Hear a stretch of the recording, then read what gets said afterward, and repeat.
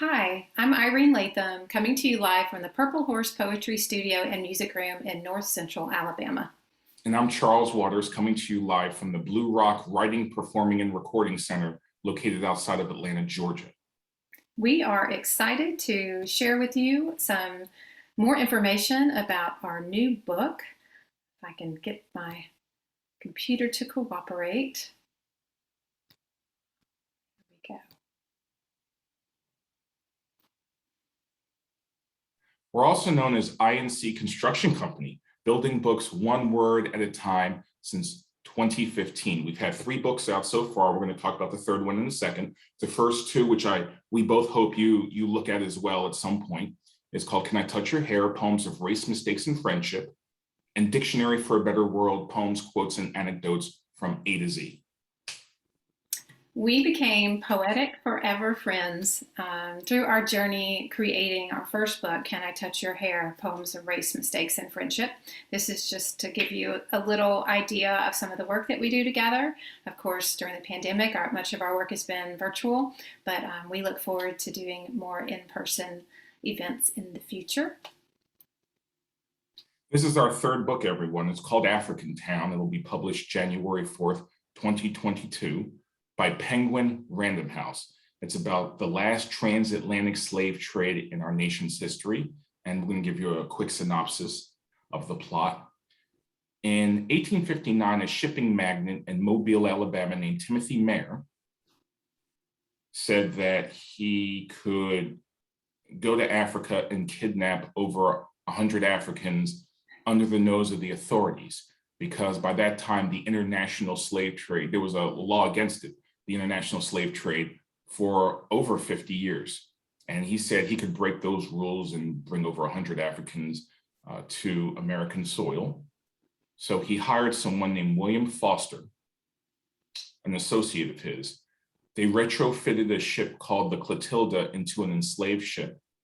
And William Foster and his men that he hired along with Timothy Mayer, William Foster and his men went to Africa and a place called Dahomey, which is now known as Benin.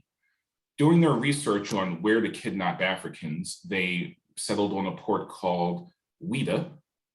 And in 1860, William Foster and his men, who he didn't tell were on a enslaved ship, went to Africa, and they kidnapped over 100 Africans, brought them back to American soil, where they were enslaved for 5 years. And that's, they went through the Middle Passage and all the horror that entails. They were enslaved for 5 years because Foster went and kidnapped them in 1860, brought them back to Mobile. They were enslaved for 5 years until the end of slavery.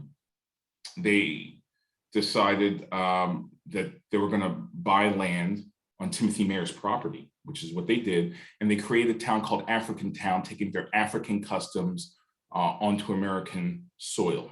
And so they created a town.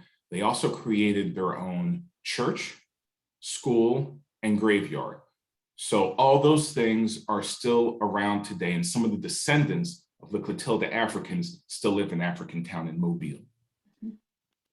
So a whole lot of research went into this book, and we started with this scholarly work by Sylvie Andioff, Dreams of Africa in Alabama, which really provided us a skeleton for our story. And then we were able to, we became very attached to several of the characters, several of the people, the humans who came across, and really wanted to tell their stories. We, of course, visited Africa Town and did on-site research, and this is some pictures from the cemetery where we were able to kind of commune with Kosala, whose story is most well documented, and provided us with, I guess, the most historical context in order to be able to tell this story as accurately as possible. And also we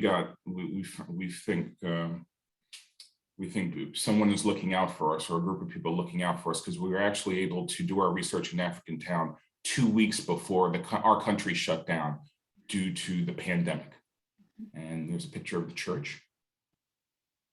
It's a bust of Cujo. His American name was Cujo Kosala. It was his African name, who has brought us so much joy and hope. And um, what an amazing human being. We learned a lot about the community and have been grateful to meet so many of the people who love Africatown and people who live there, and the descendants. Go Whippets, the Mobile County Training School is still there. That's the name later on of the school that the Clotilda Africans founded, which is still around today. Go Whippets, as Irene said. And this is Joycelyn Davis, who is a descendant of Charlie and Maggie Lewis, who came over on the Clotilda. And it's our good fortune to have gotten to know her just a little bit. She provided the introduction for our book, and working with her has been a joy. Just seeing her passion for sharing this history with young people and people, no matter what their age is, and preserving family histories has been a real inspiration. Fun fact, everyone, that the drummer Questlove is related to Charlie and Maggie Lewis. In our book, we go by his African name, which is Luale. And he's one of the few people who can trace his direct line to Africa and then the journey here to America. So that was a fun fact that we found out in our research as well. So Joycelyn and Questlove are actually related. Mm-hmm.